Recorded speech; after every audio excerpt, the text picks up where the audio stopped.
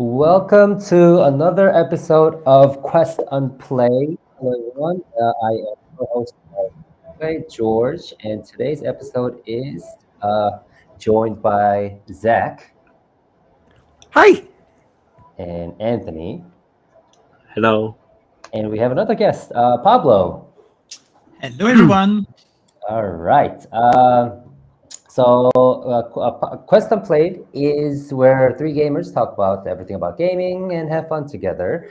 And our podcast is sponsored by Minimap, your ultimate gaming hub and a gaming companion app. You can sync your game accounts, make your own game collection, connect with other gamers in our community, and basically do anything and everything about gaming on Minimap.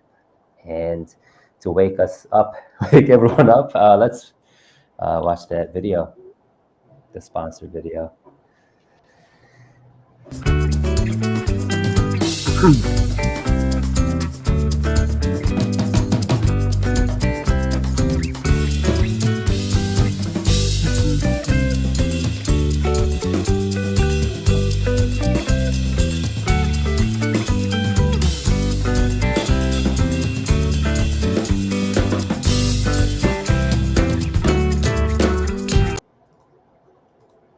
All right.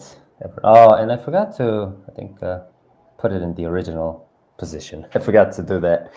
Yeah. So today we have another guest, Pablo. He is the dev of an amazing turn-based RPG called Necro Story. So before we actually start the whole episode, let's hear a little bit about yourself, Pablo. Can you tell us a little bit about yourself and the game, maybe briefly? Yes, sure. Sure. So I'm Pablo. I'm the founder of Rablo Games, which is a developer of Necro Story. This is our second game. Our first game was called Healer's Quest, and this one just released on October 7th on PC and all the consoles. And it's a game in which you play a Necromancer. So you have to summon skeletons, cast spells on your enemies, poison, and also to catch their soul in order to bring them into your team. And a bit like in Pokemon, you craft your own army of enemies with the enemies that you capture during the game. And about me, I'm 44 years old, and having fun currently making games for not so much time. Actually, I make games since 10 years, but I'm only working full time on games for like 6 months. So it's kind of new to me to be full time developer, and it's really fun. I hope to do that for a long time. Yeah, that's about it. Okay. I was kind of amazed because like when you just said like you play as a necromancer, the trailer also said you are a necromancer. I'm like, wow, did you just type that perfectly? Were you practicing that? So that was just cool. But one of our actually Minimap writer, Radley, actually covered this game as well. She loved it. I know she published the game review as well, and that's why I kind of like contacted you and said like, we have one of our Minimap writer who loved your game, so it'd be cool if you could come to our podcast. That's amazing, and thank you so much for inviting me. Yeah. I'm really happy to be here and talking about the game, talking about a bit everything with you guys. Really happy to be here. Awesome. So, like we always do, before we dive into the bulletin board waypoint, we're going to be doing the gamer type quiz to find out what The fun type part. of gamer you are, Pablo. So, are you ready to take this quiz? I'm ready. Let's go. Okay. So, it's finally the weekend after a long, tiring week. First, you play video games together, or you need quality game time alone? I think I need to spend quality game time alone first. Okay. The new game just released isn't my type, but a friend is urging me to play with it. So it's not my cup of tea, so you refuse at first, but you play together anyways, or you listen to your friend's words and play together right away. So do I do it immediately or not? That's the question. Yes. Yeah, I do it. Let's play together right away. Right away. You are thinking about joining a community with strict terms to get game information. From self-introduction to attendance check, it's too much for me, or it has good information, so getting ranked up after 3 days is no problem. Wow.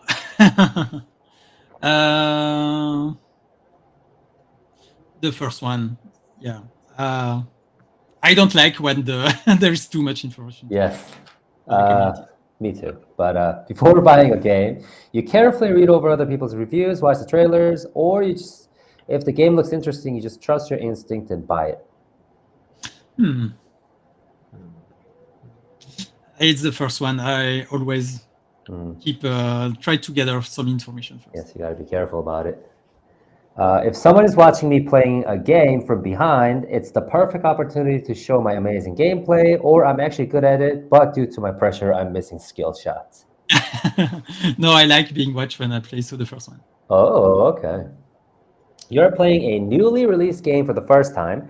Rather than having regrets later on missing something, you go over the tutorials, or the game seems to be similar to the ones I played, so I skip the tutorial.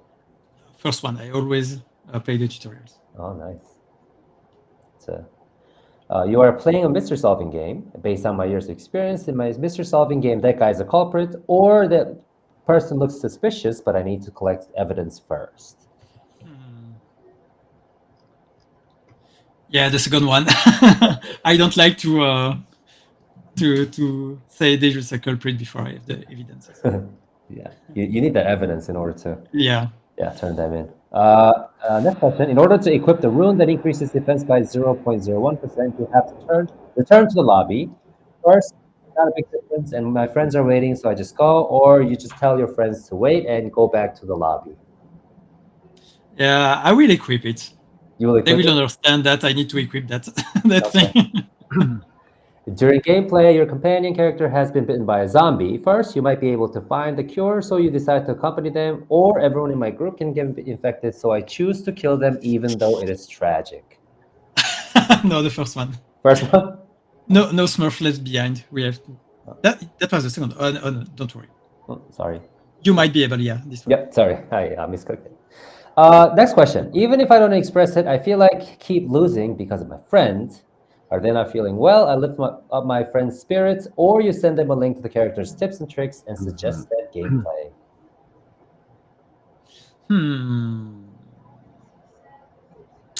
The first one, yeah. I think if they are motivated and let's go, we can do it. I think we can do better. That would be like the first reaction. But if they keep kind of doing bad, I got to go with the second one.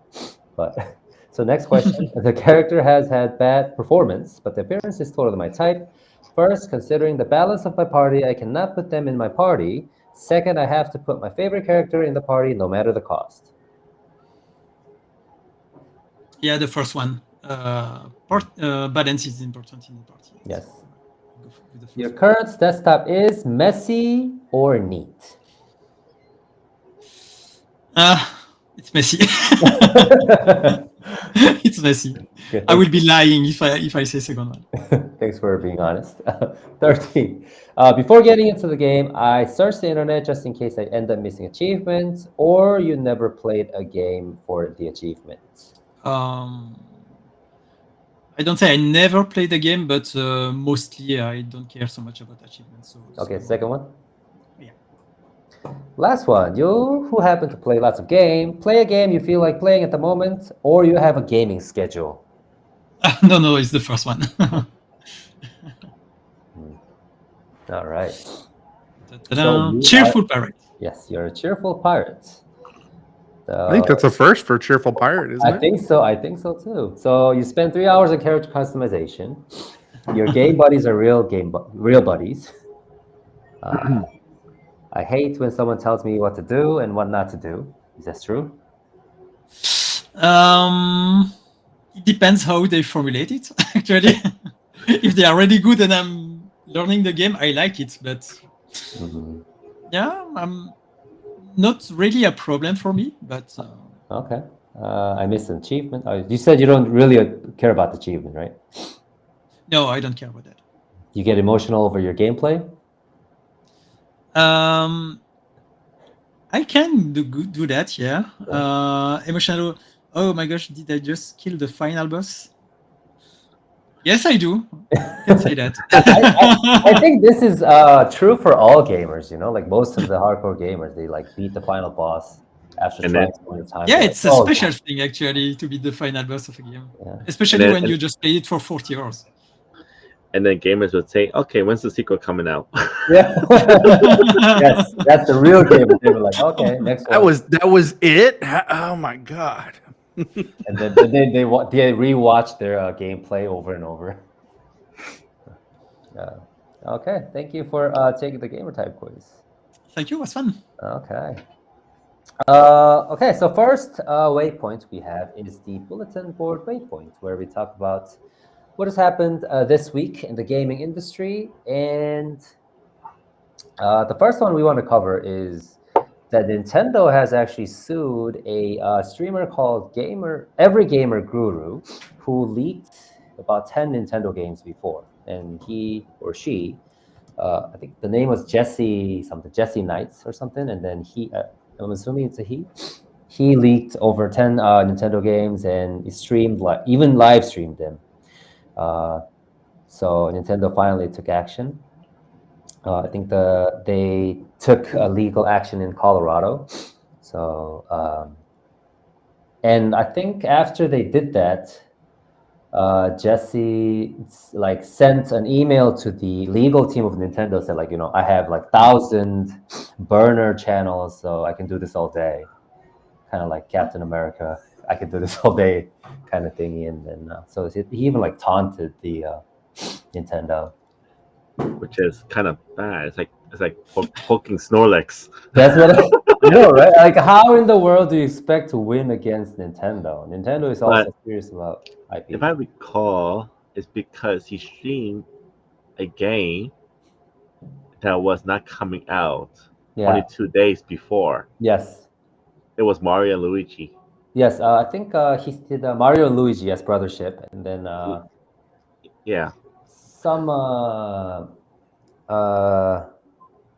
the Legend of Zelda game, I think. Yeah, so if I know Nintendo, their embargo day is you don't show any content until release day. Yes. But he did, or she did, everything before then. Yeah. So I guess people is spoilers. Yeah. My question is there any legal thing that make them mandatory to follow the embargo? Because everyone sets embargo dates, but generally we count on good behavior and goodwill from the people to respect the embargo. But I wonder if there is. Oh, sorry. Go ahead. Go ahead. No. I was just say I'm almost thinking that if the Nintendo let him play the game early, that he had to sign something, or there was you can't create any content for this at this time. Yeah, you gotta wait. Because Nintendo is very stringent. They're very hard about their games. It was 2 days before the release of the game. That's what you said, or did I misunderstood something? For which one, Mario and Luigi or Zelda? Yeah, Mario and Luigi. And that was 18 days before. 18. Okay, but probably Nintendo already sent the codes to play the game, and I don't think they have to sign something. I don't think. Maybe for Nintendo they have to, but for Nintendo they usually say, okay, here's the code, and make sure you don't share any content, blah blah blah, on that before this date. So that's what they usually say. Right. Yeah. So it's that fine print. It's not I agree or sign your name on it. So it's okay, they say it there. So technically they basically cover themselves. In that case, indeed, in any way, he doesn't have or she doesn't have to play the game before the embargo date. That's wrong in any case.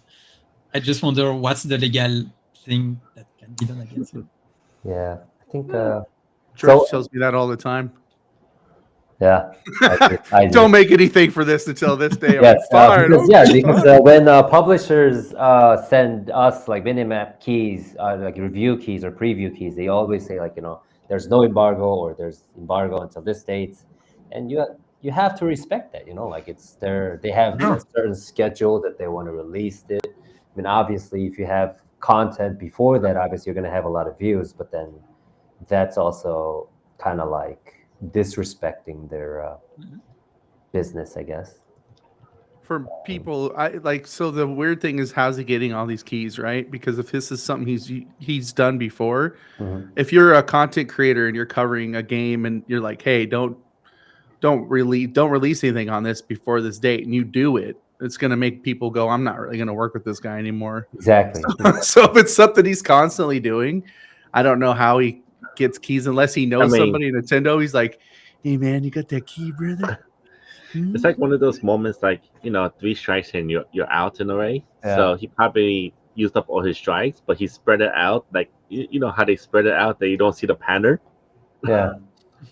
That's probably how he got away for so long. Like he Wow. did the no pattern thing, so he doesn't show. But either way, most games have embargo. So and of course, people have to respect the embargo. Yeah, I think when I got a key, like preview key for Euden Chronicle, 100 Heroes, I got the preview key and then I made content out of it. And then I asked the publisher, like, 505 Games, if I was allowed to, release this video at this date. And they're like, oh, yeah, sure, that's okay. And then I released it. And then all the fans were suddenly saying, like, oh, you're not supposed to release any content because the developer said blah, blah, blah. So I like double-checked, triple-checked with the publisher. And then they're like overreacting. I don't know if it's overreacting because like developer like personally said, please don't say anything about this content. See that's another problem between the communication between developers and publishers. Sometimes publishers have this date, and then the developers say, "Oh, okay." They don't know what's going on sometimes. Yeah, like in the middle, like I got confirmed by the publisher. They gave me the key and they said it's okay to release. I mean, it wasn't like I didn't like spoil anything. It was just like basic cover, like sound is great, like graphic is this. Like I didn't cover too much story or anything, but still. You try to get those clicks. yeah. I mean, in a way, I guess I was. But then, like when people actually saw the video, like before they actually saw the video, they're like leaving a lot of comments. You're not supposed to do this. And then people who actually saw the videos, they're like, okay, this is not. They're not spoiling anything. I wasn't. It's not much more than the actual game trailer. Like it's not too much of it. That's if the publisher. Yeah. If the publisher tells you can do it, I think that's good. I think so. That's what I was thinking. No, it's the publisher taking this kind of decisions. If I recall, probably your game, Necro Story, right? That's with publisher Pirate PR?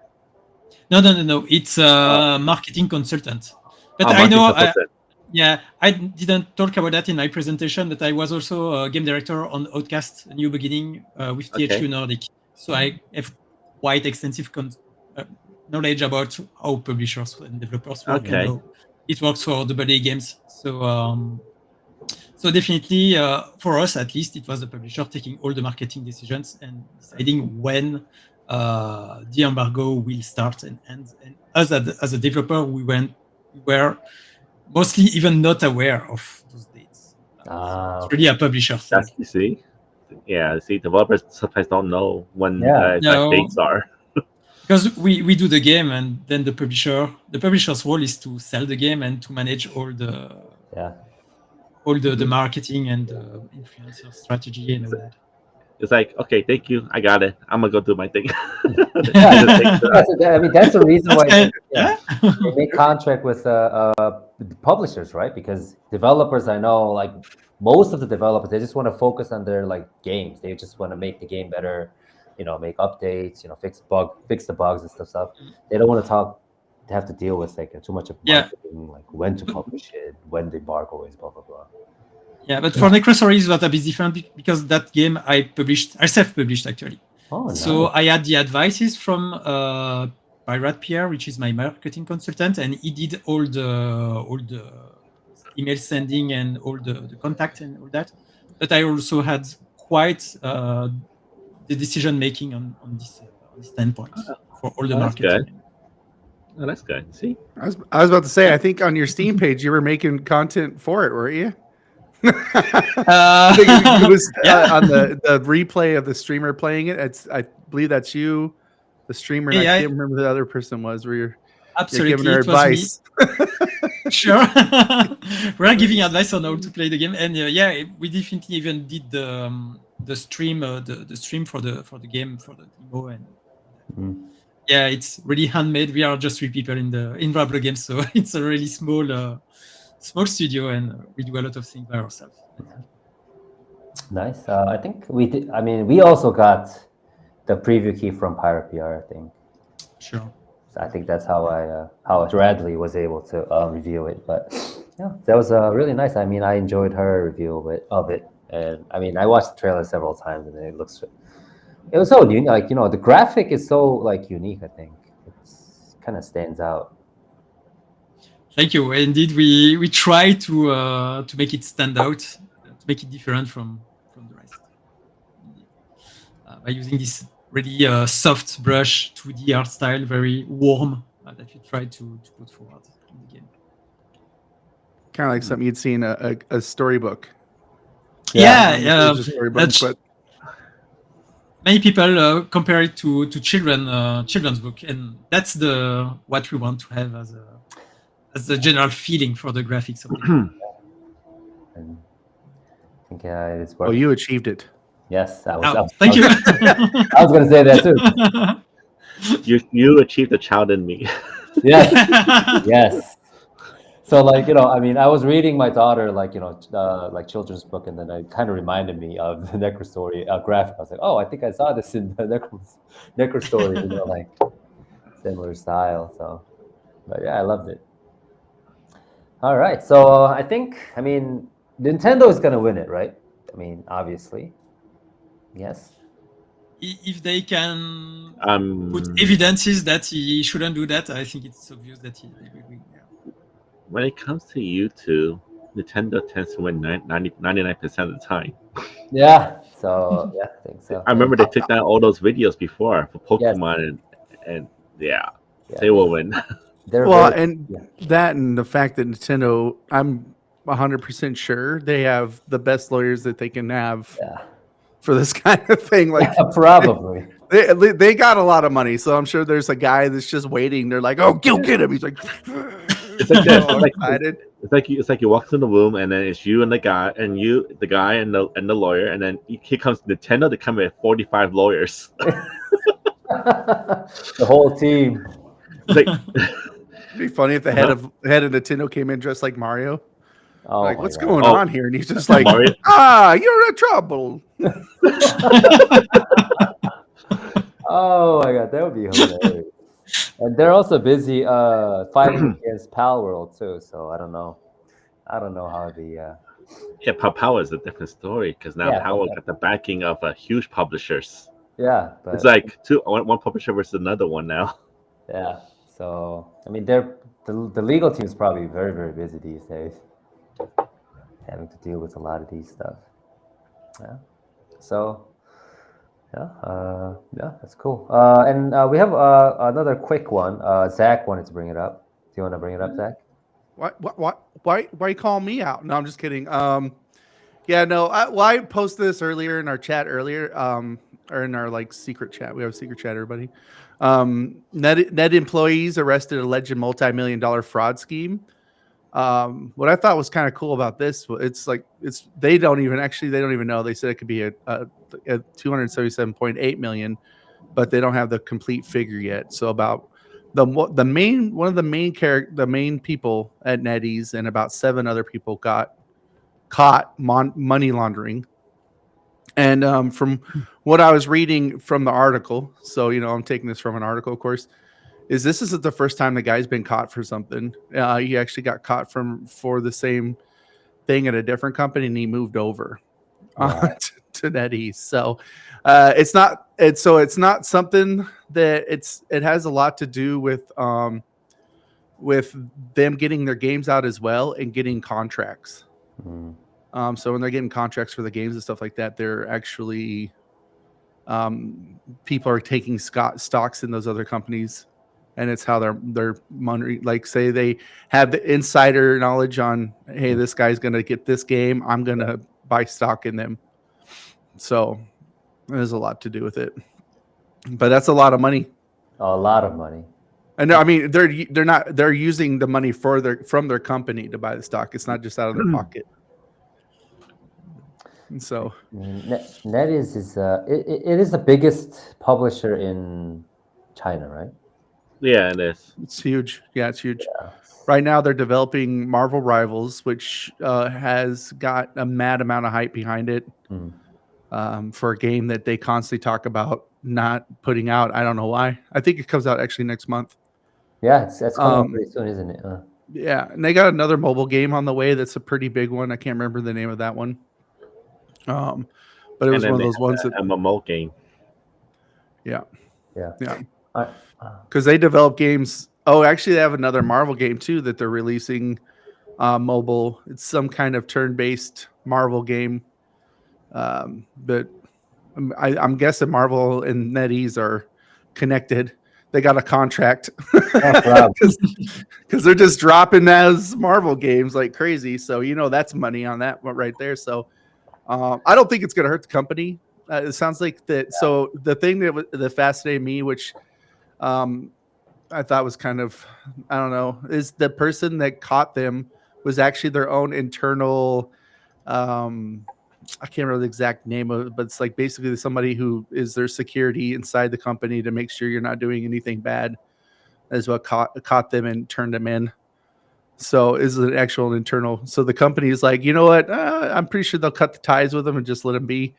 And those people are probably looking for new jobs to pay their lawyers, Probably.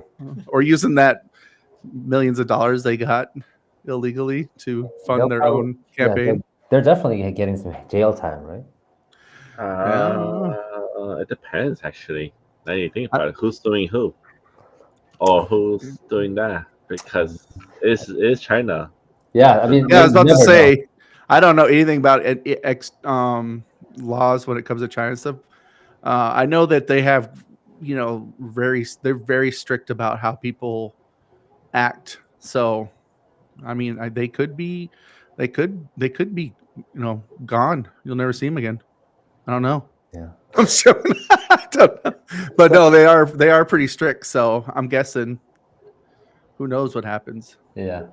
So Pablo, have you ever been like working in a big gaming company before, or have you always been an indie game developer? So before here, 6 months ago, from 6 months ago, I worked full time at Rablo Games. But before that, I was part of Appeal Studio, which is a Belgian company. It's not huge, but still we were something like 60 or 70 people working on games, on double A games. So it's quite a big company, but it's not NetEase definitely. Right. I'd never worked at Ubisoft or very, very big companies like that. Yeah. So definitely no one stole money from the company when I was there. So I have little experience in this type of situations, to be honest. I think if the company, I mean, obviously Netease, there was at one point a smaller company, right, than compared to what is now. But once companies get too big, I think it's kind of like very extremely difficult to manage all these different people and the entire company. It's super, it's like impossible. Like how Yeah, can you need more and more people to manage a company, to manage the people, human resources, exactly. direction, and that we don't have here. For example, we're three at Rablo Games, so definitely we don't have all that. But when you get across the 30 people mark, you need a lot of managing people, actually. Yeah. And at NetEase, I can imagine there is a lot of such Yeah. that should be managing this type of problems internally. So the name of the story is "Stay Small, Kids." Yeah. Yeah. That's the tip of the day. Yes. I think a lot of indie developers that we have talked with, they said working with the smaller team is like a lot. They have like more benefits, I guess, in a way, than working managing a big gaming company, because if the team is small, a lot of advantages too. Yeah, there is less time to be put inside managing all of this, because when I was game director in that studio, it was meeting all day and taking decisions all day. Basically, now I have more time to create things by myself, which is something I like to do. So that's one of the reasons why I want Rablo Games to stay quite a small company. I mean, trees may be a bit too small, but I wouldn't go past the 5 people mark. To keep things really human, and trying to also myself continue doing things, continue doing game design and music, and in addition to the game direction that I already do.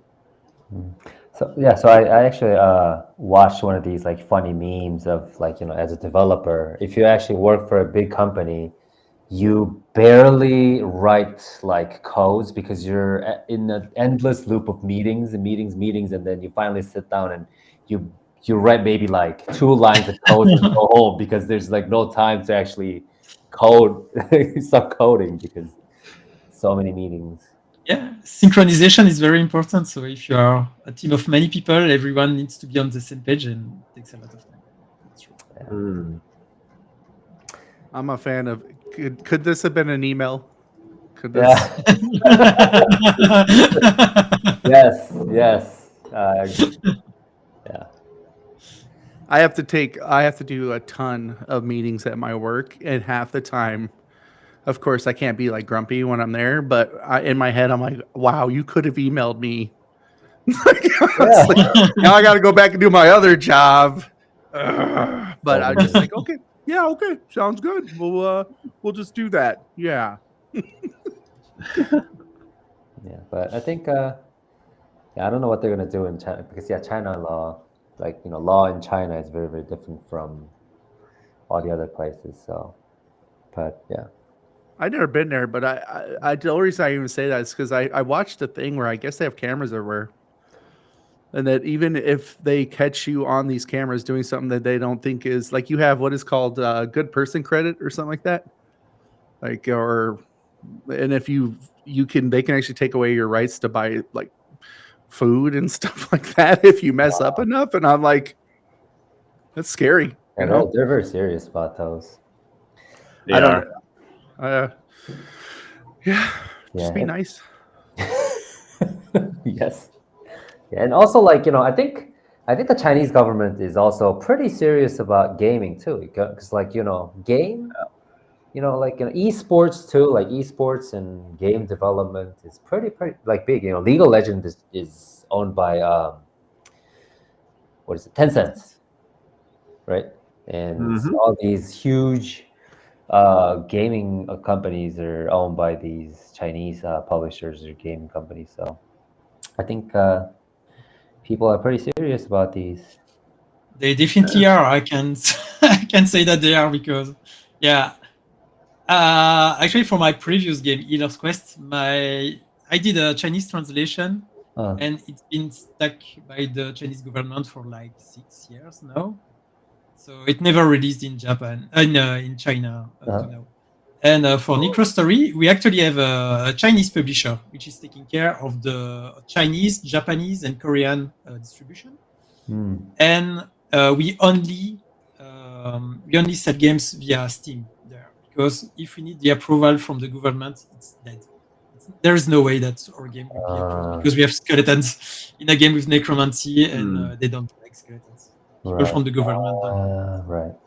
So indeed, publishing a game in China is really difficult, and the government definitely has it's following very closely what releases in Japan. Yeah. Outside of Steam, I mean, on Steam it's okay. So as I looked it up, actually, from 2 different sources, one was Statista and the other one, China is the #1 gaming market in the world, followed by United States. United States is second. I don't know. Does that kind of blow your mind a little bit? There are a lot of people there, so yeah, China's understandable. United States, it kind of sees the growth of it because we got for esports for us also. We're big on esports. So yes. This is just literally just buying games, the market of buying games. buying games. Releasing game, like how much money they're making from releasing games and everything. Is what they're going off of, not just esports. But South Korea is 5, by the way, on these charts. Just want to throw it out there to you. South Korea is probably like 90% PC games. We don't know. Nobody owns, like, not many people own any consoles here. No, consoles more here in the US. Yeah, in the US it's pretty big. Pablo, you're from Spain? no, I'm from Belgium. Belgium. Oh, Belgium. Belgium, yeah. So how is the gaming industry in Belgium? Like, are people really serious about games and esports and all that, or? You mean in the gamer side, right? Not on the developer side. Right. On the gamer side, I think it's like in the United States. We still have people involved into esports, Mhm. but we don't have huge team very successful so far. Personally, I'm mostly into fighting games, esports. Uh-huh. And I know there we have quite some good people, like we have Takamura, which is really good at Street Fighter 6 currently. For League of Legends, and this kind of games, I don't think we have very big teams being very successful right now on the esports international scene. But yeah, I think for the most of the gamers are a bit like the American gamers, a bit into everything. But we follow most of the big trends. So yeah, Rocket League is still something really really important in Belgium. League of Legends, I heard many people talking about League of Legends. I don't think it's very different. I think we kind of like lost you at the towards the end. Oh. You lost it? You can hear me? Yeah. Yeah. We can hear you now. Yeah, just Yeah, it just yeah. trailed off. It's okay. It's okay. Kind of. Okay, sorry. Yeah. It's No, okay. yeah, I think we heard the last thing you said. It just kind of like trailed off a little bit. Yeah. So just one more statistic to kind of give you guys an idea. So this is game revenue in billions and USD. The top 10 biggest video game companies in the world. Sony's number 1. Tencent, which is a Chinese company, is number 2. Yeah. Microsoft is number 3. NetEase is number 4. And then it's Nintendo, Electronic Arts, Epic Games, Take-Two, MiHoYo, which is the guys who do Genshin Impact. Genshin Impact, and then Roblox. But yeah, the top 4, Tencent and NetEase are in the second and fourth spot. So, Which is the first one? Sony. Sony's first one. Okay. Yeah. Sony's. I don't know if Sony will ever be dethroned from that. I don't think so. I mean, I could see them being overtaken by Tencent. No, that will never. That will probably never happen. They're pretty close to each other. It doesn't say the revenue, but they're pretty. So Tencent's above 25 billion, and Sony's above 30 billion. And this is American currency. This is what it's based off of. So I don't know. I mean, I guess that also kind of depends. Maybe Sony will always be king. Yeah. You know? So that also kind of depends on So that's why these big gaming companies are like worried about what games they release and if it is successful, because Sony lately didn't have too good of a portfolio with those but I think Tencent, I don't know if Tencent had also a good portfolio or anything. Like I haven't. Well, Tencent is constantly diversifying their stuff. Like they're a mobile game, and then they also have their own streaming site, and they have games that what did they own companies that like LOL, right? League of Legends. They own those properties. They own a lot of stuff. So it's like the only reason I said that maybe one day I could see them having a little bit more of a battle with Sony, I feel like they're very good at diversifying.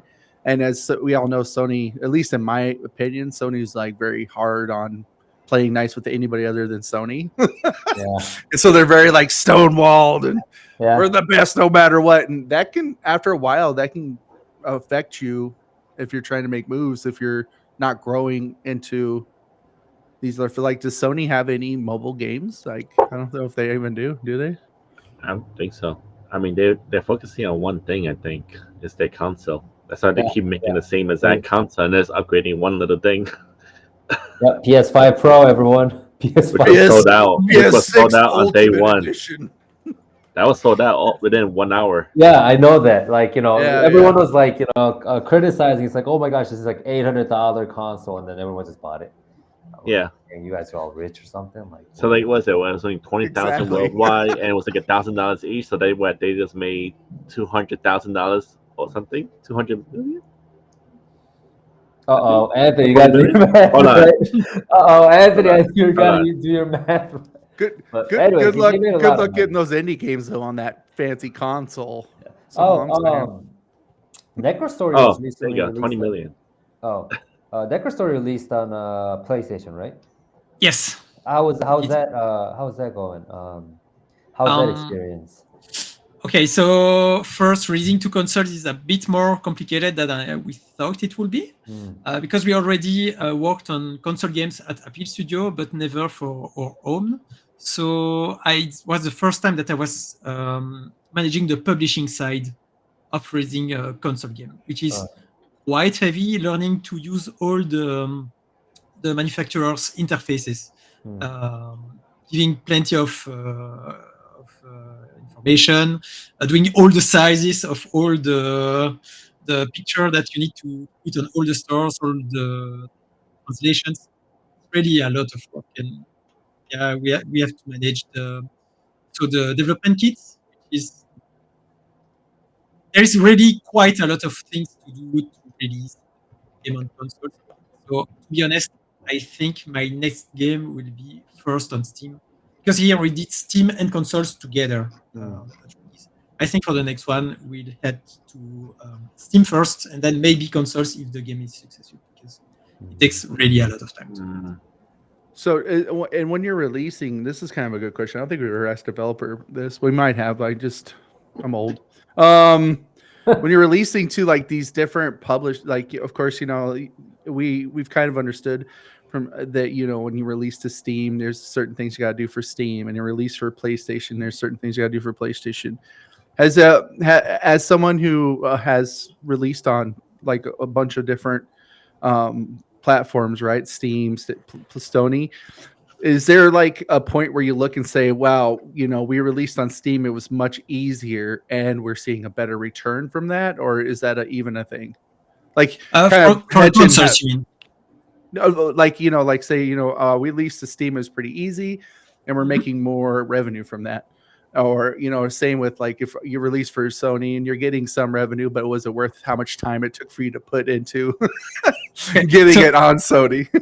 So definitely Steam is the easiest, and it's more at least for me. But I heard the same thing from my colleagues. Steam is the easiest and the most profitable.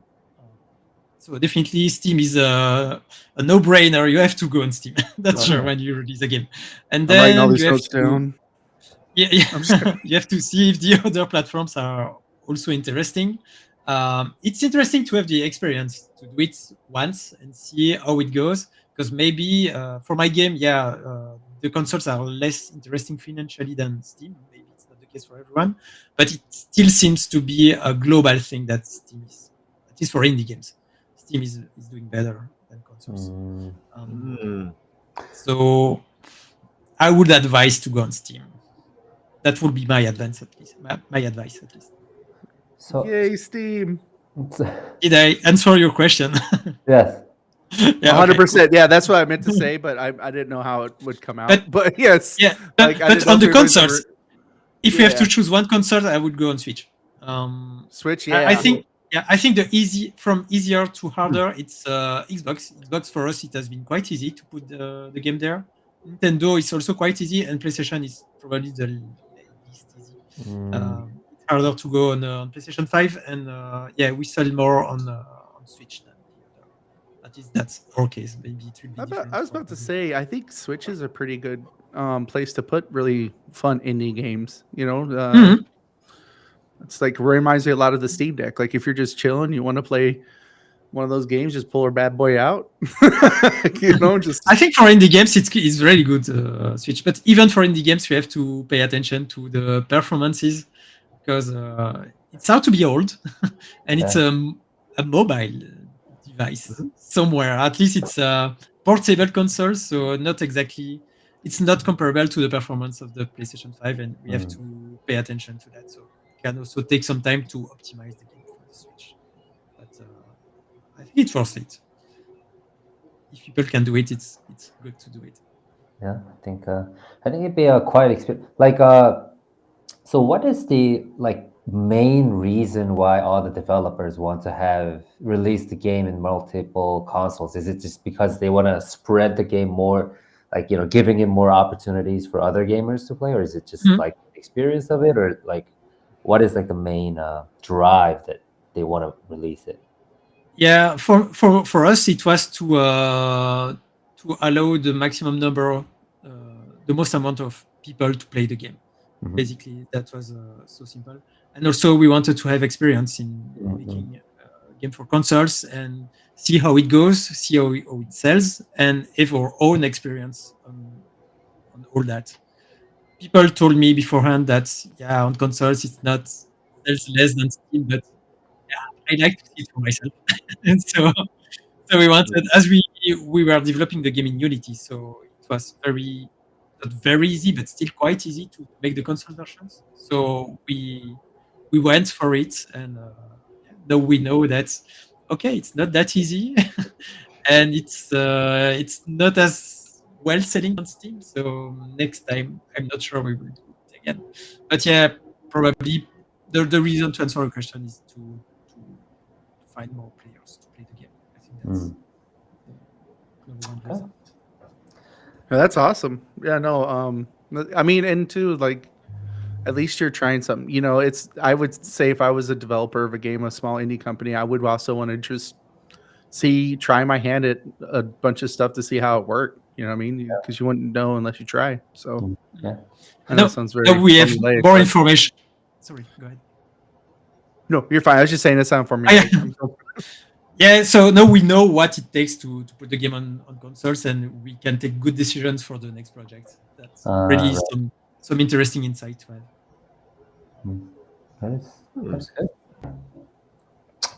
Yeah, I think we're just almost like already into the companion waypoint. I'm just gonna move on to the companion waypoint. Yay! We've been already asking so many questions before we went to this, but I think it's better for us to watch the actual trailer with the sound, because I know the sound. I know Pablo and the team put a lot of effort into the music as well. I've watched it, and we should watch the trailer and then discuss a little bit more. Yes. All right. Necro Story.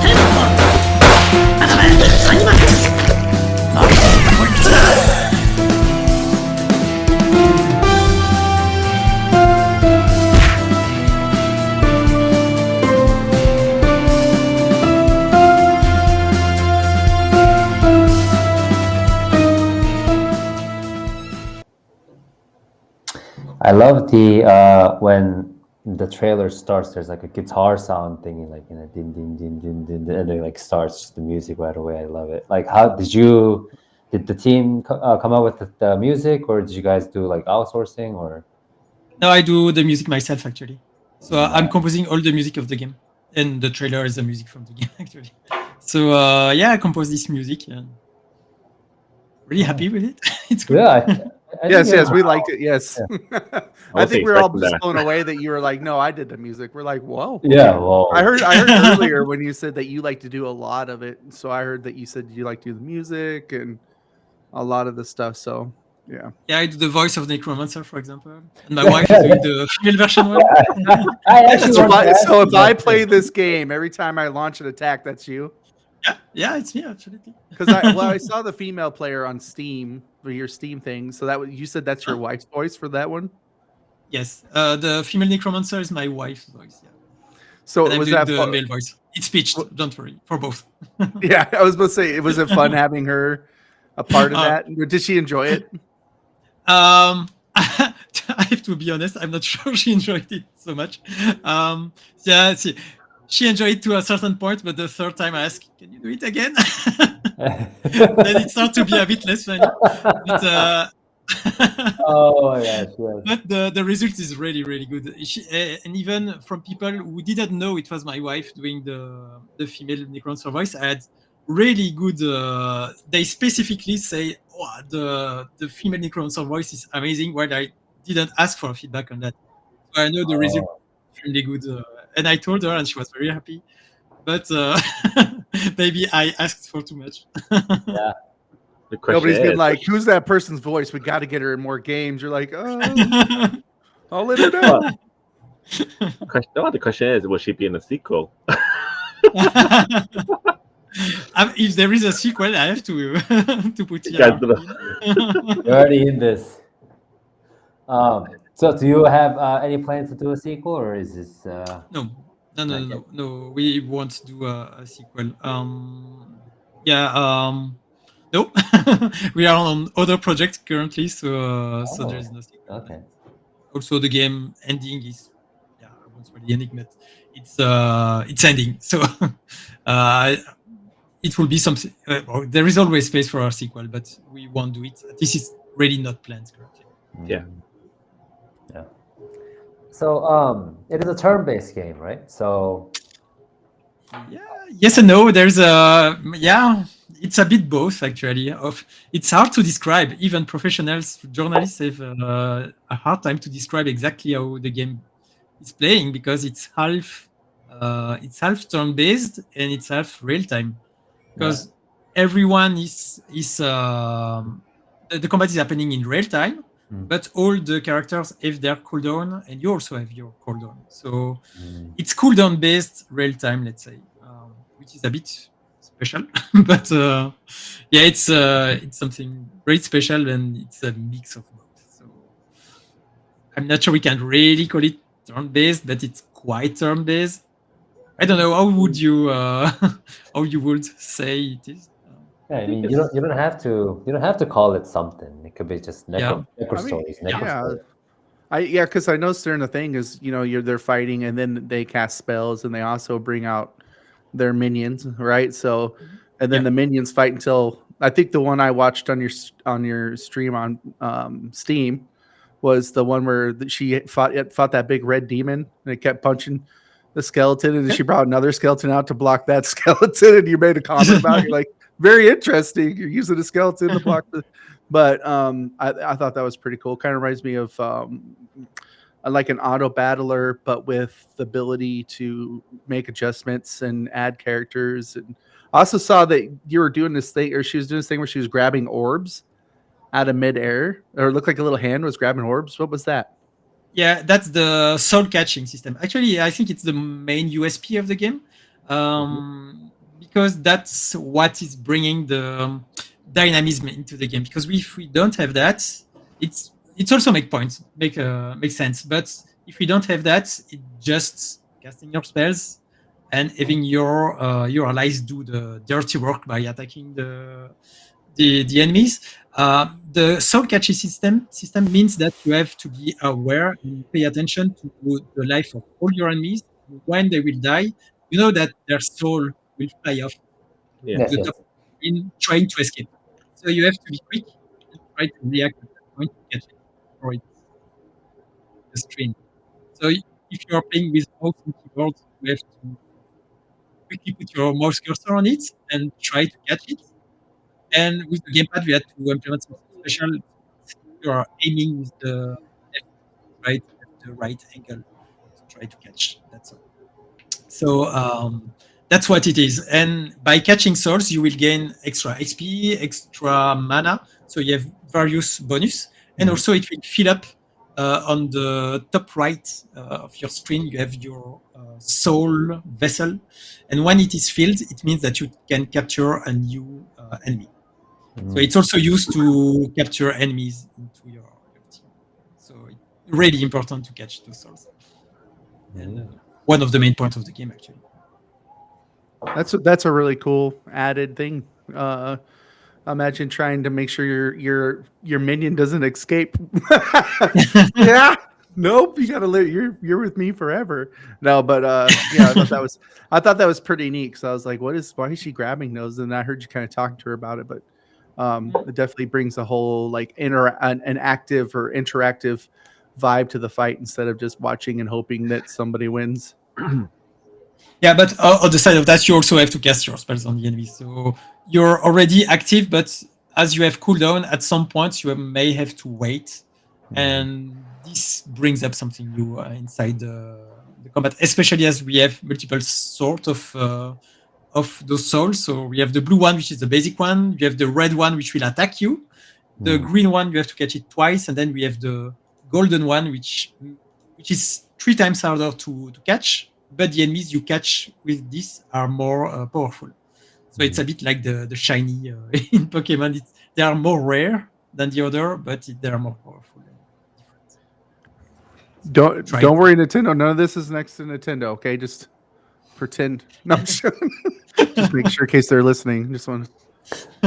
Well, Nintendo wasn't the first one who does that. You remember that? I'm just being very careful. They might be outside my house right now. I don't know. Oh, so what is your favorite turn-based? I'm pretty sure you have played a bunch of turn-based games. Sure. So which it would be like your favorite one you've played? That's an easy one. At least no, there are many of them. But recently, I mean, this year I've been playing a lot of Shogun Shodown.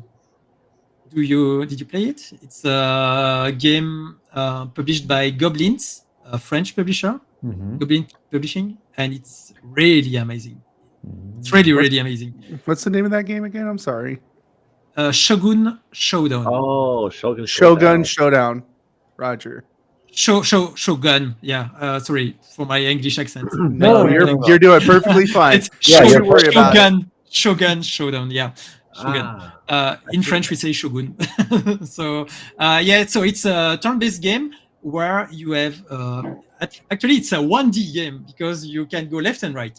You can jump all of this. So you have 7 little, or sometimes it's 5 or 9, but generally it's 7 slots, and your character is on one of these slots, and you have enemies appearing on them. So it's turn-based, so you can move one slot to the left or to the right, or turn your character on the other direction, and you have some special attacks that you can perform, and all of these take one action. And it's not easy to explain actually, but that's really definitely my favorite game, turn-based game of this year. I would have to check that out. It sounds pretty fun and difficult. Yeah, I just looked it up. Yeah, it's not easy. It's actually, it looks super cool. It's like pixel based, and you're fighting another piece. But it just looks. If you get a chance to look it up, I thought it looked really, really cool. Honestly, it looks very different. I'll tell you that much. Yeah. The other thing, it's very different from all the other turn-based game I played so far. So it's got 3,502 overwhelmingly positive for them. So. Yeah. It's very good. Another invitation for Quest Play. No, but yeah, I mean, no. Yeah. So I was gonna ask you earlier about the voice, and then you said you recorded yourself, right? So when the Necromancer is kind of like casting the spell, it just makes this like squeaky sound. That like, did you also record that too? Like, I record all the voices. Yeah. So when he casts Morte, I do Morte, and then I pitch my voice higher. I try to. Okay. I do all the voices myself, indeed, for the male Necromancer, and yeah, sometimes for even for SFX sound effects, I do them myself too. I record a lot of stuff. If I need gold pieces going into my pack, I just take pieces and I do rip in front of my microphone that I have here, and I record that and that's how I do a lot of the sound in the game. Wow. So A lot of that is homemade, actually. So have you always had that talent, or was like, did you like have to kind of like learn it in order to do like, make this one, or have you always been interested in that? I didn't go to school to learn sound. Music I did. I did 4 or 5 years in afterwards music school. So I have a degree, let's say, in composition. But for the sound, I did it in one of my other previous work that I was working at. So I did some sound design there, but it wasn't really my full-time activity there. I was doing that before. No one else was doing it. It wasn't a video game company. It was the Smurf studio, actually. I worked for the Smurfs for a while. Maybe you see the little blue creators. Yes. The Smurfs. Yeah. So I worked in that studio for a while, and we were also doing games there. And I was doing the sound design on many of their small HTML5 based game. So that's where I asked some time to do sound design. I think I played Smurf Village or something on mobile. Yeah. I worked on that, but from the licensor standpoint. So it was back in the days. I was doing that 6 years ago. I left their studio 6 years ago, actually. But when I was working there, I was also reviewing the other games that the licensees were doing. So we worked with Ubisoft, with Capcom Beeline for Smurf Village, for example. And yeah, we were reviewing, looking that the Smurfs looks great inside those games. That was the main point, to make sure that the Smurfs are well represented and the game is up to our quality standpoint. And yeah, I worked a lot on Smurfs Village back then. I was approving all the graphical assets. Yeah, that was a good game. Like I was obsessed with it for a while. Yeah, it released in 2009, so it was one of the first mobile game. It was very successful. It was pretty good. Yeah, it's all good. Was there like a mention of like, I need Papasmurf to pop? Okay, he's not popping enough. Not popping. Papasmurf. Okay. Wait, what's the villain's name? The Gargamel. Gargamel, right. I'm an 80s kid, so Yeah. Well, you are too. Come on now. Yeah, I'm an 80s kid too. Yeah, like late 80s, but still. Like, what was the cat's name? I keep forgetting the cat. The cat was a jerk too. Gargamel. Azrael. That's right. Right. We know who's the You ever notice how the cat has a more menacing name than Gargamel? It's like Gargamel and Azrael. Like Jesus. The thing is, can you name all the Smurf characters? And that's a test. Oh. Papa. There's Babette, which is the only female. Wasn't there a Dorky Smurf or Nerdy Smurf or something like that? Brainy. Was it Ready Smurf? In English, his name is Brainy. Brainy Smurf. That's right. Yeah. And then there's the handy one that was a jerk. But he was nice, but he was always like, a bunch of Smurfs. The angry Smurf, was it?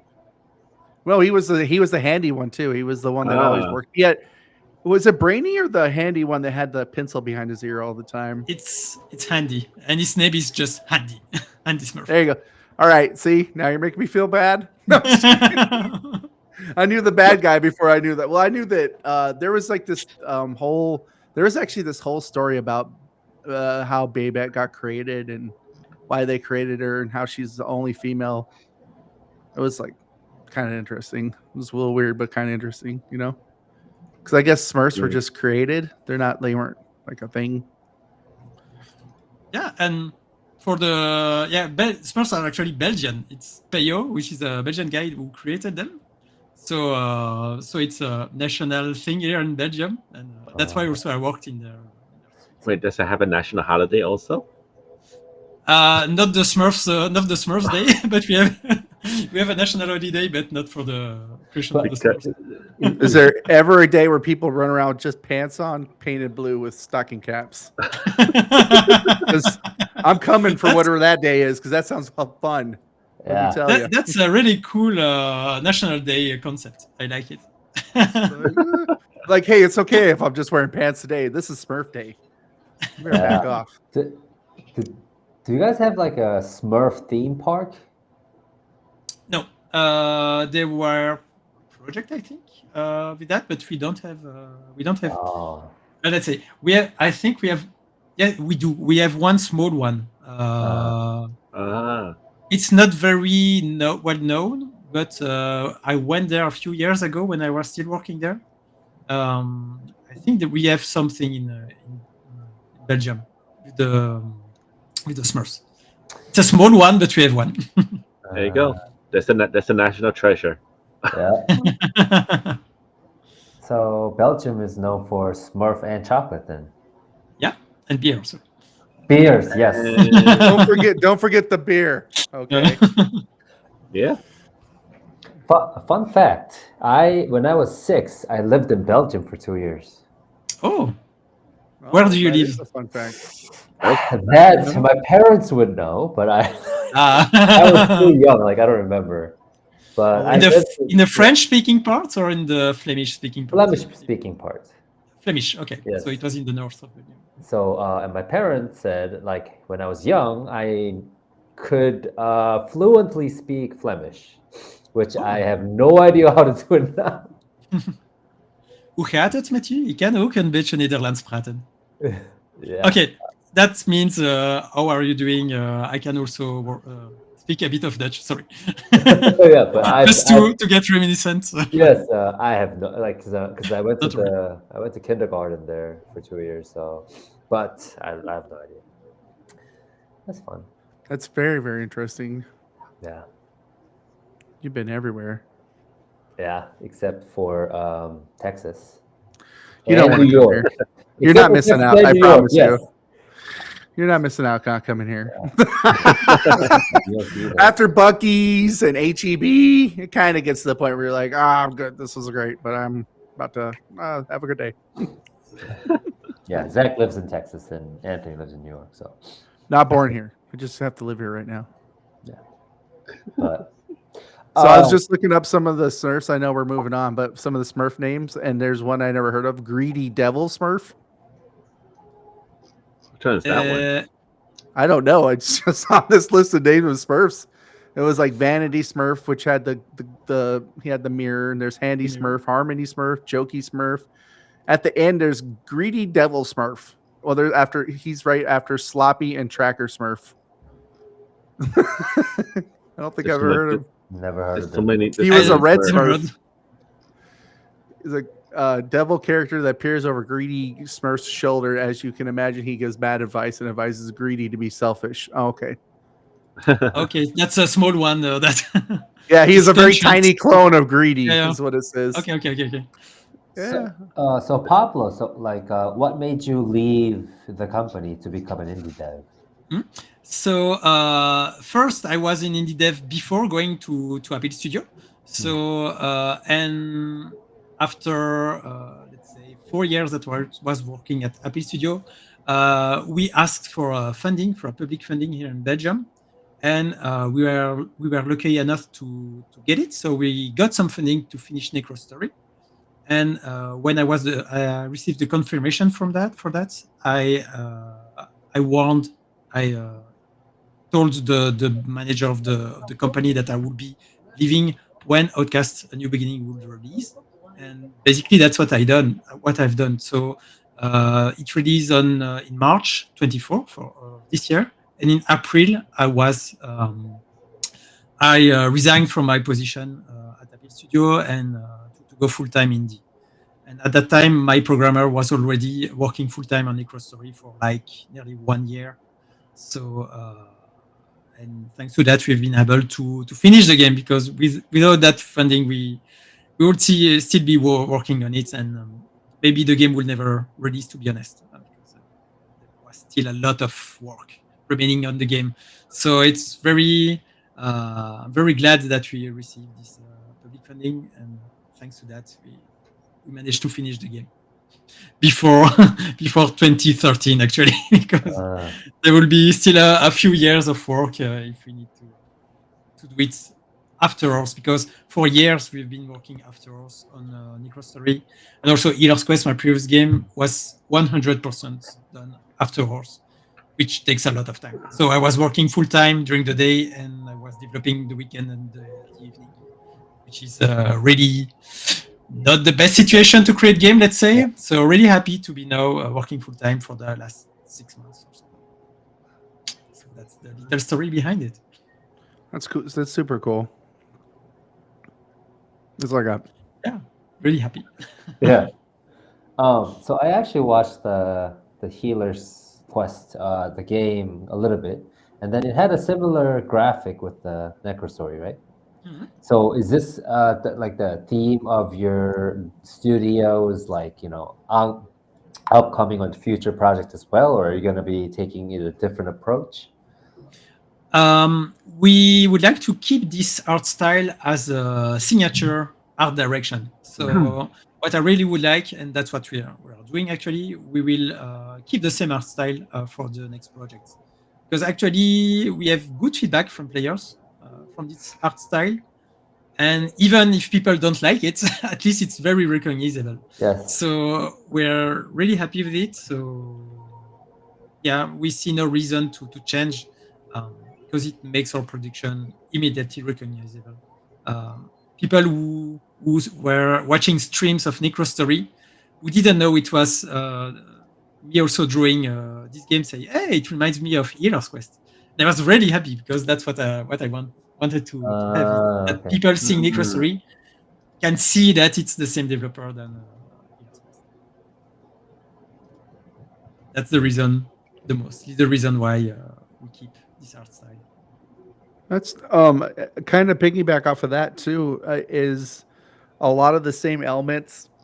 Sorry, I don't want to sneeze. Some of the same elements of the next game, as far as in game style. Like, are you going to do another turn-based game? Is it going to be kind of the same realm, or are you going to try to mix it up a little bit, you think? We try to do something really different for the next one. Actually, we have 2 projects we are working on at the moment. One that will be announced quite soon, which will be very different, because we are working on a versus fighting game. So it's completely different. Something really nothing to do with Necro Story and Healer's Quest. And we have one bigger project, which is more in the same vein than those ones, but we also try to go to make something very different while keeping some of the elements from Necro Story. So yeah, a bit the same and a bit completely different, but mostly different still. Yeah, it was just, that was part of my question, and it kind of rolled with the art, because just wanted to see. A lot of times, if we hear about people trying to do different things, and being, you know, that you have 2 games, it's very interesting to see what is your next part of your journey with your 3rd game. So appreciate you answering that. Yeah, so the next one, as I told you, it will be the versus fighting game, a minimalistic versus fighting game, which is a genre of game that I really like. I'm playing online, Guilty Gear Strive, Street Fighter 6. As I said earlier, I was also in the esports for the Belgian scene on the fighting games for a while. Back in 2004 already, I was traveling to France, to Germany, to Netherlands to fight other people in fighting games tournaments. So really happy to make one of those games for myself also. Is that, you know, and that's one thing I don't think you see a lot. I don't see a lot of indie fighting games. I've heard of them and I've seen them, but you don't really see a lot of them. You know what I mean? Yeah, we have some of them, but most of the time they aren't very successful, I think. Some of them are very successful, like Dance Fighting Hearts, Skullgirls, those type of games, but they are already quite old now. And I see new fighting games, new indie fighting games releasing, but they are very not well known. So they may just go under your radar. it's hard to be. There are so many games releasing every day that it's hard to have to know everything that releases for the smaller games. I still think there are some of them. That's one thing we've made comment about before is there's just a ton of stuff releasing, so it's just a lot. Yeah, and it's more and more difficult to get your game noticed. That's the sad part about it. So with that question, what is your favorite fighting game that you were playing? Yeah, I've been a Guilty Gear fanboy for years, for decades basically. So currently, my favorite fighting games is Guilty Gear Strive. That's the game I'm most playing at the moment. But I like Street Fighter 6 too. Still managed to get Master with Blanca. So yeah, I really like this game. Yeah, no, I understand that. Like, I haven't played a fighting game in a really long time. I do like fighting games. I just know that when I play them, I get kind of grumpy. But Guilty Gear has probably got some of the coolest characters in game. That I've only watched people play Guilty Gear, and I've watched the stories. You know how they have each character has their own stories on YouTube, like when people just clip the stories together. But they have some of the coolest characters, I think, in gaming. To be honest with you, that game does. Yeah, the lore is extremely developed in Guilty Gear, and also the character design is really cool, I think. I'm not so much into the lore of the game, to be honest. I didn't watch the whole story mode because I'm mostly interested in the gameplay. But back in the days when I was younger, I was also very fan of the lore of Guilty Gear. Yeah, I think for many fighting games, it's kind of, I mean, at least back in the day, like it was kind of difficult to find or know their like each character's background stories and all, because like you just basically, like I used to play a lot of Tekken, and you just go to the arcade and just fight. That's it. Like you don't know like what stories behind this guy or that guy, because that all you can only find out like through internet. And back in the day, internet wasn't too like like it wasn't used by everyone. So, so like yeah. No, with the online, it's easier to fight against different characters, and also you went to arcades to play Tekken, right? Yes, for me, yes. So I don't think there was there the story mode in the arcade? No, there was no story mode. There's just fighting. Yep, you just put coin, and then like you just beat the opponent, and then you stay. But if you lose, you just lost your coin. Yeah, that's being a bag of quarters. I was about to say too, yeah, when you're playing it in an arcade, I think that's one. So a lot of times people are like, what's better, arcade or console, right? Arcade, by far, when it comes to standing up on the stick and you're hitting all the buttons and playing that way is super fun. But I think that's one thing that was brought around with like the Sega Genesis console, Super Nintendo, is you could follow the story mode on the consoles. So I feel like that might have been something you might have missed a little bit of, because I knew a lot about the Tekken characters because that was one of my favorite fighting games too. I love Tekken too, and the stories are extremely fun actually in Tekken. The ending are very often very fun. For Lee, for example, Kuma, Panda, those endings have always been a lot of fun. Yeah, and like nowadays, like there are a lot of YouTubers who put together their like different stories. I love hearing like Tekken stories. King of Fighters was one of my favorite ones too. I love like listening to their stories too. And Soul Calibur, anybody? Yeah, I played multiple of them. That was the one. It was first, like for sure. Yeah, it was kind of like Tekken, but with weapons when it first came out. It had the weird guy. I think the character I liked the most was Valdo. You guys remember Valdo? He was the dude who was all goofy looking, and his story was that he was locked in a bank to guard money in the dark. So that's why he was built like that. And I don't know how he got out of the bank vault to fight people, but they're like, all right, you go ahead and we're going to let you out for a while. And he's like, thanks, guys. Because he's all goofy looking. But yeah, I know. Some of those, that's funny that how many of the games that we play and we just play the pure just fun of the game. You get into it, but you don't get behind the lore. But a lot of sometimes it's the lore is to me is amazing how they make it work. Like how many people probably know everything about Mortal Kombat. Yeah. Because there's been cartoons, there's been movies, there's games, there's fighting figures. So people are just like, just went crazy for that game. That was one of the games I think most people know most of the lore for. True. Which they keep changing. Every couple of years they're like, well, let's start over. So Anthony, are you good at fighting games too? No, I'm terrible. That's how I avoid them all the time. But I mean, what is your if you have to choose one fighting game, what fighting game would you choose? Grand Blue. Oh. I like anime games. So anime fighting games are fun.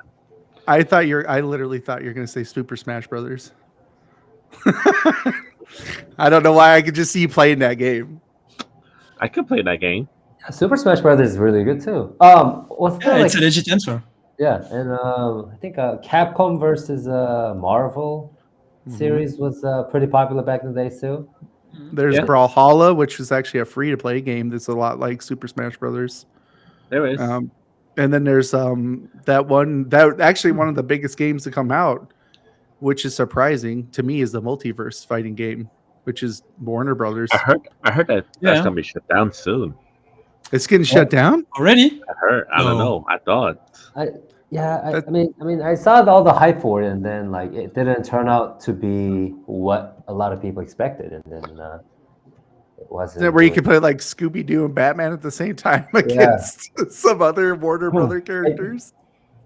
And LeBron James. You can even play a character from Game of Thrones. You can play Arya Stark in that game. Wow. So yeah, I played it a little bit, but I'm not so fan of. I like Smash Brothers, but I'm not so strong at it. I prefer the more original, historical 2D fighting games where you have a real life gauge that you have to deplete. But yeah, I played a little bit of Multiverses. It was fun, but didn't really stick to it. I'm looking at all the characters you can be though. It's a lot. Yeah. Rick and Morty, Gremlins, Marvin Martian, Jason, like the Nightmare character or the horror movie character. There's a lot. Guy from Samurai Jack, Beetlejuice, Powerpuff Girls. All right, I'll stop. There's a lot though. Yeah. For I think one of the first fighting games I played was Virtual Fighter. Oh. Right? That was the thing, right? Man, you're hitting me in the feels right there. That was like when that first came out, that was like the biggest, like everybody's like, how did they even make these characters? Yeah, I know, right? And now you go back to your look, you're like, oof. Yeah. I mean, you don't say oof in a bad way. It's just like you had this idea in your head of how cool it was when you were a kid. You're like, it was so cool. And then you go back and you look at it, you're like, what? How? I don't. It is still cool. You know what my favorite character on that game was, though. I'll throw it out there. Is the drunken old man. I love that guy. He did the drunken box. He's like, I was like, yeah. Recently, they released a new Virtua Fighter. Oh yeah, I think I heard about that. Yeah, like 2 years ago, something like that. I think there is a demo. Was that an official one, or like it was like a little side thing, like a side story? I think it's an official one. I may be wrong, but I think it's an official one. And because I know they're working on Virtua Fighter 6 right now. It's in development. So maybe it's the 5 that released 2 years. One of my favorite companies, Sega, says a new Virtua Fighter is in development. Could Virtua Fighter 6 finally be on whatever? With their Ryu looking main character. Ryu with the next gen upgrade with the looking like he's older and look nicer. Yeah. Instead of the red bandana, they gave him a white one. Yeah. There's actually upgraded to next gen. Yeah. But no, that's pretty cool actually. I'm glad they're doing it. No, that game was a lot of fun. I don't know if you saw my eyes light up when he said it, but I love that game when I was a kid. Yeah. Like so cool.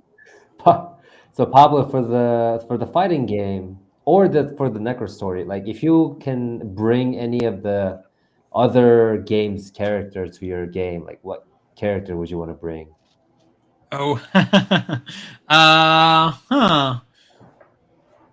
Hmm. bring any character. Huh. Now that we're talking about fighting games, I will pick May from Guilty Gear. She's the pirate girl fighting with dolphins. I think she's extremely fun. Actually, she's my main in Strife, but also she's a very funny character because she's riding dolphins to attack her opponents. So I have no idea how it will turn out to add her in Necro Story. I don't think it will work, but in the fighting game, it will maybe have a place. So I will go for May in Strife. Unless you decide to make a pirate story. Yeah, DLC coming. Yeah. One Piece, something with One Piece, or I don't know, a pirate story. Yeah. There you go. Necro Story DLC. Yeah, that'll be fun. Though. So you can make all those the monsters from the sea, like as the Necro, your own monster. Sea creatures. No, forget that. Just get the monster to become part of your pirate crew. Yeah, exactly. Yeah, so you can kind of like make them your ally. Minions? Minions, Yeah. your ally or whatever. All you're gonna see is a dolphin coming out with a red bandana and a sword. Yeah, that'd be awesome. Oh yeah, you should make a ocean story or I don't know, like aqua. There may be space for that. Yeah, maybe I can do still do some DLC with sea story. Yeah. So for Necro Story, like did you how did you come up with the story? Like why did you choose Necromancer as your main character or theme? Mostly because Necromancers can do a lot of things, and I think that's an important point in a game like this, is to allow the main character to do plenty of things, and so the Necromancer can create summons undead, so skeletons and zombies. So he can also poison his enemies, steal enemies' life to get more life for himself. And also, I added some special things in the game, so you can also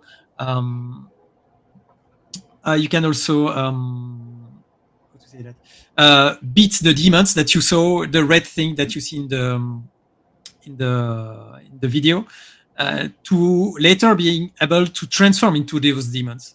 So that's a lot of things, different things that you can do, and I think that makes the game more complete and more fun to play. So that's the main reason why I've gone with I went with the Necromancer as the main character of this game. Yeah, so the diversity. I've always loved Necromancers. I don't know what it is or why. I think it's Diablo, to be honest with you. Yeah, me too. Yeah, I was about Diablo ruined it for me. One Necromancer game, and I'm just like, you mean I can create all these dudes to fight for me? Why? What? This is dope. So, yeah, I can definitely see that. Yeah. Actually, in Diablo, I was also playing the Necromancer, but I think it's not the most funny class to play because it's very easy, I think, while playing a Necromancer, because you don't have to do so much yourself. Right. The skeletons are so powerful, in my opinion, at least. And I'm not a Diablo pro. But no, you're right. But I think the reason why that was is if you didn't have them skeletons, you were not in a good spot. Yeah, sure. That's true. You're like, oh god, I'm gonna die. I need more skeletons. Would you actually consider yourself a necromancer if you don't have an army of minions? Sorry.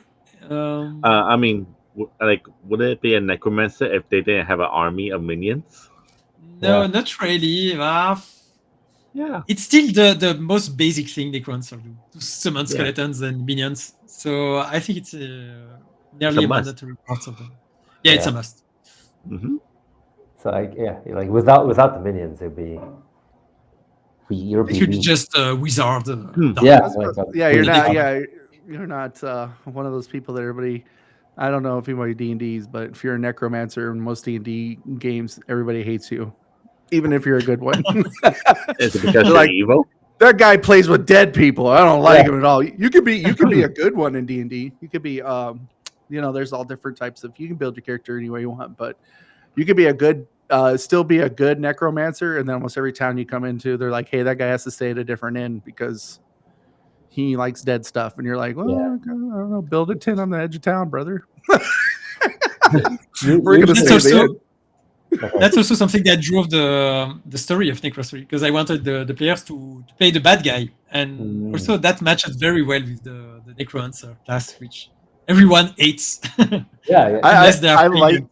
I was say I liked how when you know the trailer, and especially on Steam, it was like, you're an evil kind of. Like, yeah, you can be good too. Just kind of evil. And when you start the game, Necro Story, you can choose your karma. So you have the choice between mostly evil, very evil, or overwhelmingly evil. So you're evil in all situations, but you can just choose how much evil or not you are. I was about to say, does that mean like how hard the game gets, or is that just your character? No, it's just for the fun. It's okay. It's for your character. The more evil you are, the harder it's gonna be. Sorry, does that change the dialogue of the character? Because you become more evil, wouldn't that make you more evil dialogues? Or is it still the same? No, we talked about that, but we didn't do it. So the dialogues will be evil in any way. It's the same type of evil, but you can choose in the dialogues to be more or less evil, because at some points you have dialogue choices, but it didn't really influence what will happen in the story. Okay. Nice. All right. Cool. So, when is the fighting game coming out? 25. We don't have really a date yet, but it should be done in 25. Half 25. About half 25. Can you have a tournament? Can four of us have like a tournament of that new game? Yeah, sure. Actually, I will go to France, not this weekend, but the next one, in 2 weeks, actually. And I plan to make a tournament on the development version of the game to see how it goes and how people like it or not. And so, yeah, it's already quite advanced. And, wow. To tell you everything, it's a game that I started to do in... I'm doing this. It's a game that I started to develop in 2015. Developing bit by bit after hours outside of my work. And so now it's nearly 10 years that I'm working on it a little bit sometimes. And with all those hours put together, it starts to be in a development state that I can show to people. That must be hard. That's the idea. Are you getting enough sleep, sir? Probably not. Who sleeps? Why? Trust me, the older you get, the more sleep you gotta have. I promise you. Yeah, Anthony sleeps like 2 hours a day. By the way, that must have been hard though, doing 2 games at once, developing already. But yeah, there was mostly one game, and the other one I really work on it a little bit. Okay. When I want to do something else, instead of playing a game, sometimes I develop another game. I see. And okay. That's why also it took 10 years, while it could have been done in less than 1 year. It's still a small game. It's not a huge game. It's quite minimalistic. But you'll discover more about it pretty soon. Can you tell us the title of it, or is it just like not revealed? It's not revealed, but I can tell you the title. It's Jolt, Goltt, and we will have a Steam page in I just submitted the Steam page to Steam yesterday, so hopefully this week we will have a Steam page where you can already release the game. Exciting. I'm gonna look forward to that. Yeah, you have to let us know so I can put it on. Sure, I will let you know. Share that. Yeah, super exciting. Yeah. Goltt? Yes. Jolt. Okay. With double T. Yeah. We have to take notes. I mean, that sounds fun though. Like, that art style too. Like, I've never had any fighting games in that art, the graphic style of yours. So I guess that could be interesting. Yes, I hope players will like it because indeed, fighting game players, I think maybe they like more realistic style, unless they are playing Them's Fighting Hurts, which is more the target here.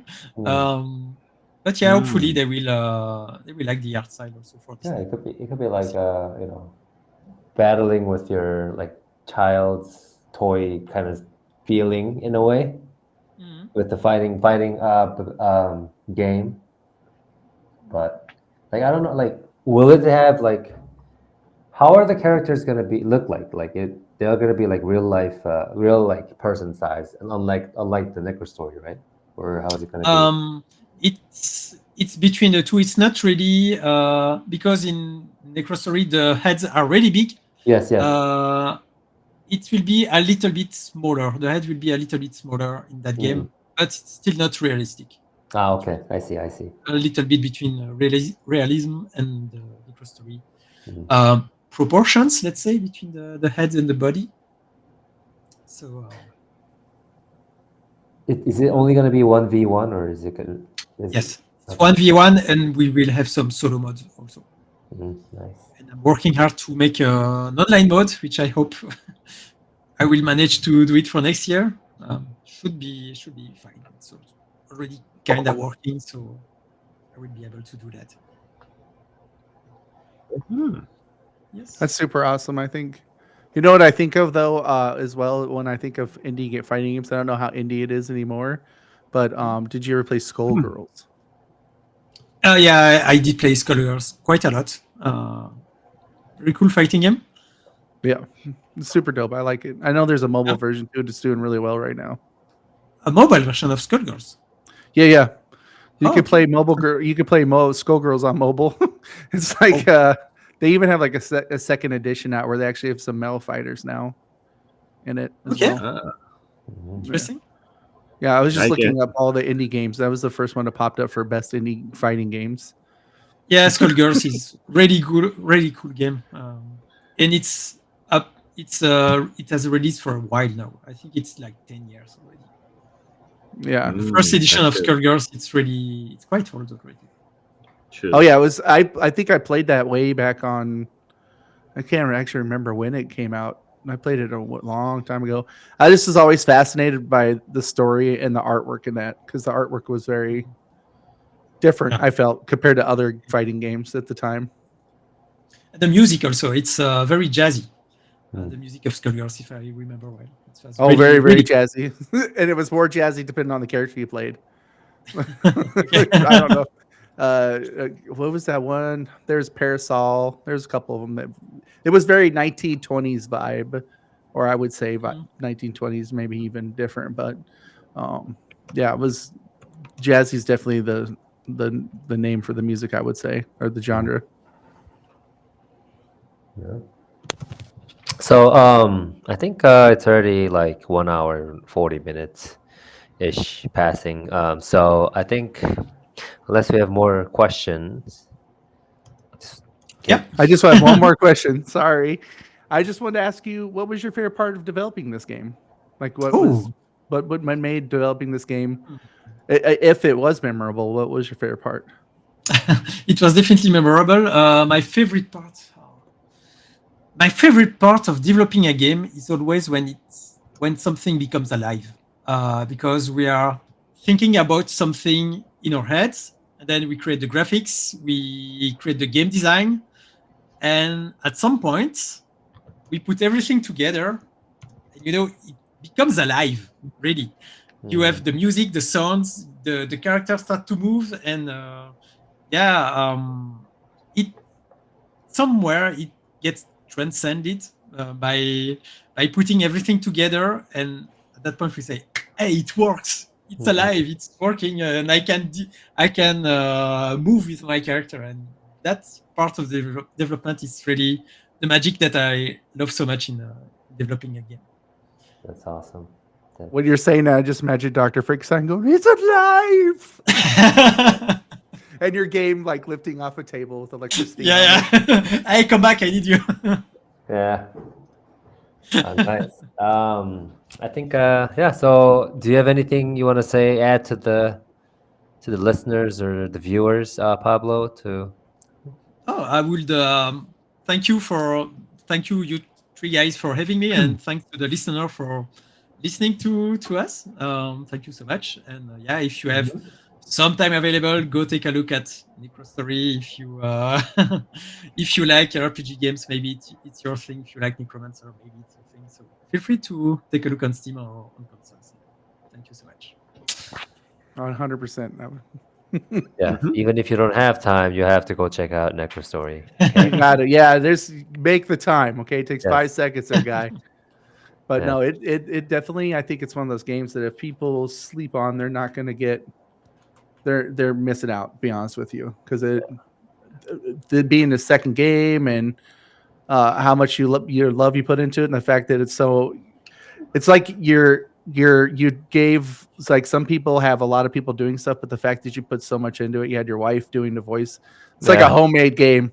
It's like if somebody brought a pizza from Domino's, was like, "Here's your pizza," but then you're like, "I made it fresh for you," and I was like, "I'm eating this pizza because this is homemade. This has got a lot of love in it." So definitely. So we put a lot of love into it. We are just two people making this game. There were three, but for Necro Story we are just two.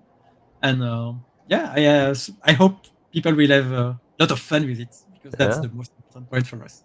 That people have a great time playing the game. So Yes. hopefully it will happen. Yeah. Thank you for coming. And this is the moment when Zach cries because we don't want to say goodbye. But and Zach loves Zach. I this feel is like Zach's every moment. developers I loved every developer and they're like my friends, and then I never hear from them again because they're busy developing. So when they leave, I'm like, don't go. But I understand. You can add me on Discord. Discord. Oh, there you go. yes, Add him. I'm gonna invite Pablo to Minimap Discord so we can all have chat there. Oh, cool. Amazing. Yeah, no, definitely. So we can all get to, because if you want me to test out your fighting games, let me know. This mustache just fight. I don't know if you noticed that or not. Yeah. So good luck on Necro Story. I mean, Necro Story is doing pretty well. I know it was well received by a lot of critics as well, and I hope to see and play the Jolt, right? Jolt. Yes, both Coming soon. coming soon. 25. Yes, you have to let us know though, like once the Steam page is up. I think it will be on Wednesday somewhere, but I will let you know in the Discord. I'm about to ask too. I don't know if this is. Does Van Damme live anywhere in Belgium? Van Damme, I think he's living in America now. I'm not sure. I'm not. I was about to say if he's anywhere around you, maybe get him to play the game. Then just be like, make a character of Van Damme instead of game. Yeah, Mortal Kombat already tried that. Could be a nice marketing strategy, actually. Yeah. He was too busy trying to do Bloodsport. They're like, okay, fine. Johnny Cage was supposed to be Van Damme. They made that character just for him. Yeah. Oh, that's true. I wasn't aware of that. I just know they call him the muscles from Brussels. Whatever. Go get Necro Story. It's dope. Yes, please. It is very dope. Okay, everyone. Thank you for coming, and we will see you guys next week. And please visit again, Pablo, for Jolt when that comes out. Should probably invite you again. Cool. We'll be very glad to come by again. Thank you so much for having me today. Thank you so much, and goodbye, everyone. And see you guys. And if you guys haven't already, please subscribe to our channel. Yes. Please. Hopefully. You should. If you're cool, do it. If you're not cool, I don't want to tell you. Go play Necro Story.